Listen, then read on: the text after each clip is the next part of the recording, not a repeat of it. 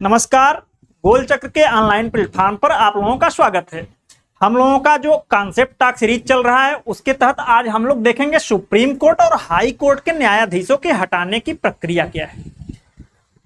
ये वर्तमान में मुद्दा बहुत चर्चा में है और करंट का टॉपिक है, तो हम लोग आज इस प्रक्रिया को बहुत ही आराम से और डिटेल में समझेंगे कि आखिर हाई कोर्ट या सुप्रीम कोर्ट के न्यायाधीश को किस प्रकार हटाया जा सकता है। तो सबसे पहले हम लोग देखते हैं कि ये मामला चर्चा में क्यों है।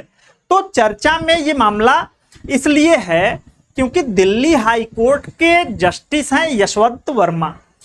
दिल्ली हाई कोर्ट के जस्टिस यशवंत वर्मा के घर पे मार्च 2025 में आग लगती है। आग बुझाने के लिए जब दमकल की गाड़ियां पहुंचती हैं तो उनके स्टोर रूम से बहुत सारे 500 के जले हुए नोट प्राप्त होते हैं, बरामद होते हैं। इसके बाद चर्चा होती है कि इतने नोट जो कि लाखों करोड़ों में थे, ये एक जज के घर कैसे आए। तो इस पे संसद में चर्चा होती है और संसद में जस्टिस यशवंत वर्मा के ऊपर महाभियोग चलाने के लिए एक प्रस्ताव लाया जाता है, जिसमें 146 सांसद जो है इस प्रस्ताव पे हस्ताक्षर करते हैं। तो यहां से ही अभी चूंकि उस जो संसदीय समिति गठित की गई थी उसकी रिपोर्ट आई है, इसलिए ये पूरा मामला चर्चा में है।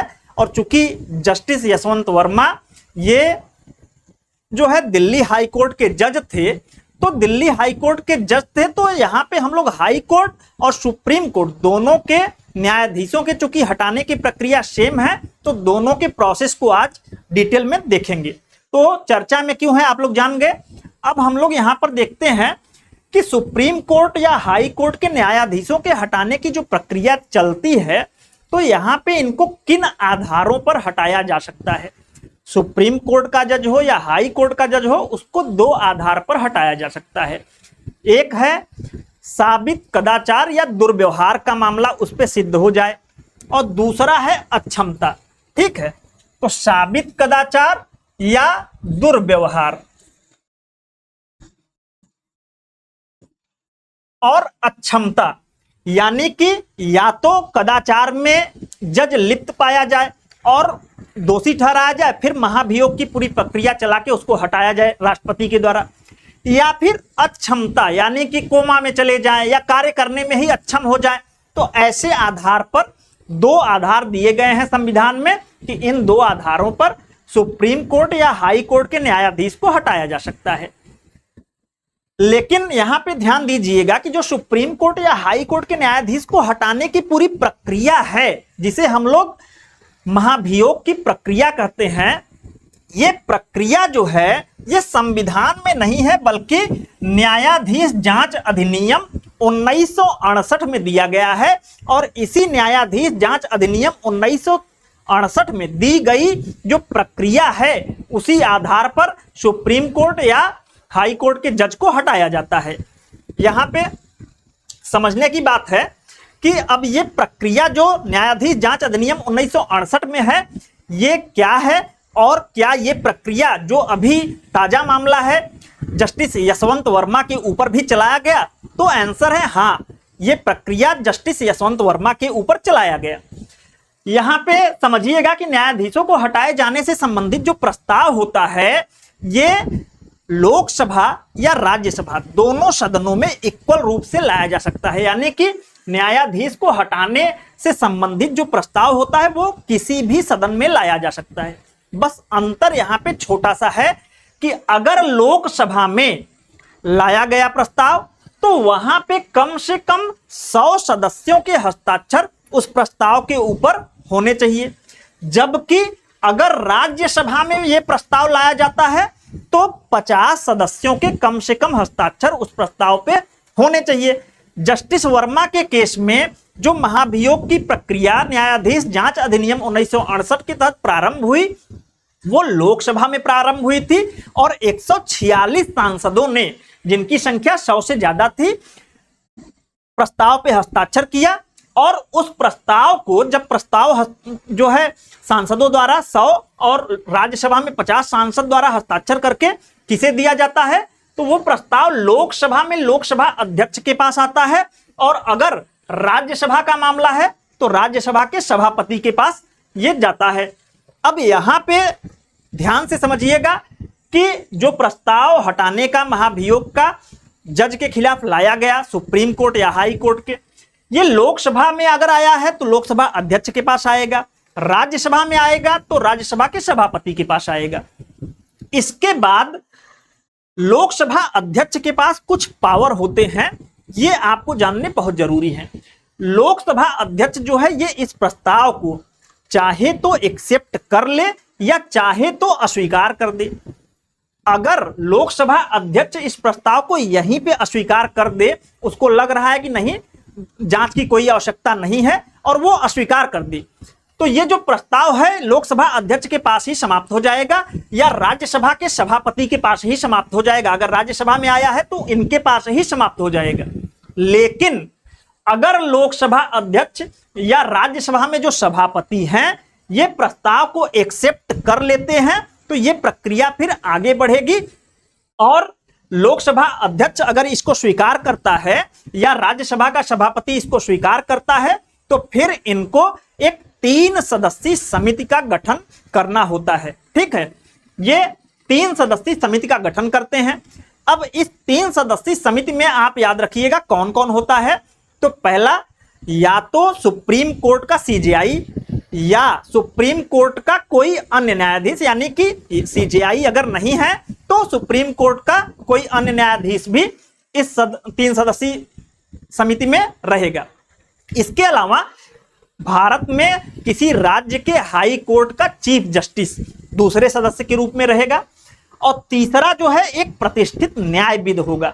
तो जो जस्टिस यशवंत वर्मा का केस है इसमें अरविंद कुमार ये सुप्रीम कोर्ट से न्यायाधीश के रूप में 3 सदस्यीय समिति में शामिल हुए थे, जबकि बॉम्बे हाई कोर्ट के जस्टिस थे चीफ जस्टिस चंद्रशेखर, ये शामिल हुए थे, और एक प्रतिष्ठित न्यायविद जो थे ये बीवी आचार्य, ये 3 लोगों की जांच समिति लोकसभा अध्यक्ष ने गठित की थी, और इस जांच समिति ने जो है जांच को आगे बढ़ाया।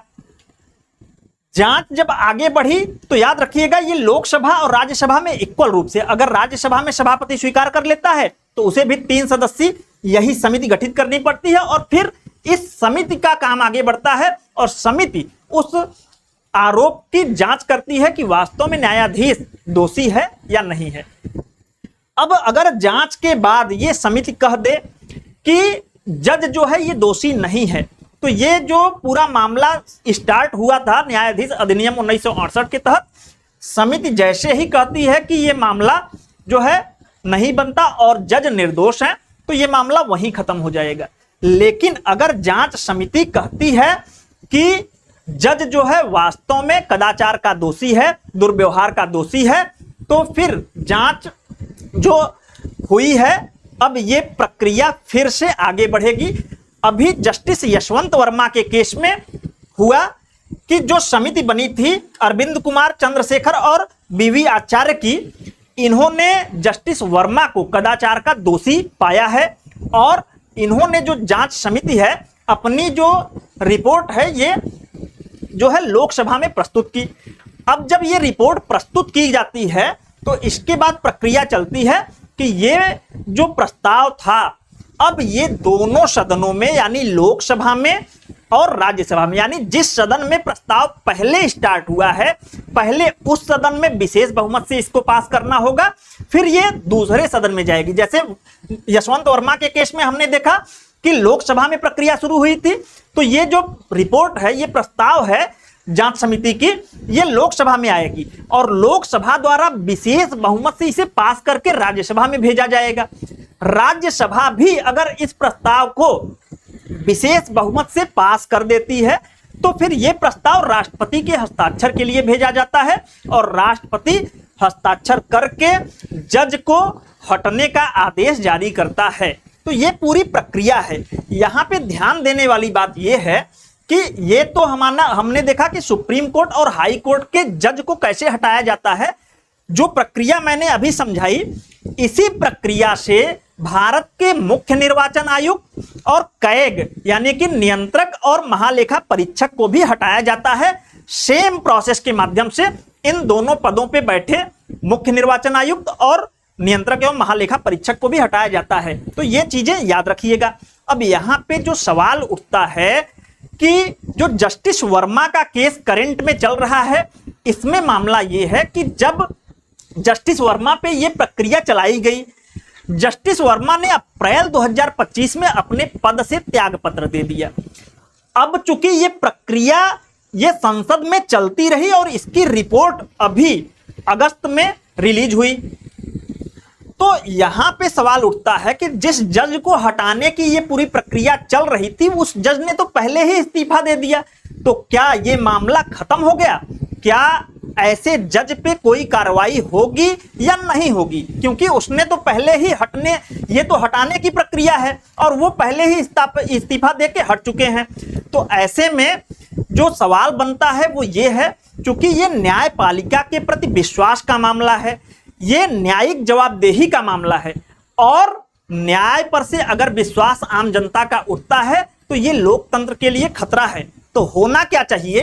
होना ये चाहिए कि भले ही जस्टिस वर्मा ने इस्तीफा दे दिया है, तो इस्तीफा देने के बाद उन पर अगर जांच सही पाया गया है तो उनके खिलाफ एफआईआर होना चाहिए, मुकदमा होना चाहिए, और इस मुकदमे की जो है अच्छे से अच्छे ढंग से जांच होना चाहिए, चाहे सीबीआई से जांच करवाई जाए, क्योंकि एक जज के भ्रष्टाचार का ये मामला है और इससे न्यायिक जवाबदेही जो है कम होगी और न्याय पर से लोगों का विश्वास उठेगा। तो ऐसे में जस्टिस यशवंत वर्मा के खिलाफ एफआईआर करके नॉर्मली जैसे आम नागरिक के ऊपर मुकदमा चलाया जाता है किसी सजा के लिए, तो उसी तरीके से उनके ऊपर जो है जांच बैठानी चाहिए और पूरी प्रक्रिया की विधिवत जांच करके अगर वो दोषी पाए जाते हैं और भ्रष्टाचार में लिप्त पाए जाते हैं तो उनके खिलाफ कड़े से कड़ा कदम जो भी भ्रष्टाचार के मामले में उठाया जाना चाहिए और उनको जो है सजा देनी चाहिए। तो आज का पूरा ये मामला जस्टिस यशवंत वर्मा का था। तो हम लोगों ने आज न्यायाधीशों के हटाए जाने का जो प्रक्रिया है, हाई कोर्ट हो चाहे सुप्रीम कोर्ट हो, दोनों के न्यायाधीश को एक ही प्रक्रिया से हटाया जाता है, इसको देखा। इसके अलावा हमने देखा कि जो निर्वाचन आयोग है उसके मुख्य निर्वाचन आयुक्त और नियंत्रक एवं महालेखा परीक्षक को भी इसी प्रक्रिया से हटाया जाता है। तो आज के लिए इतना ही। धन्यवाद।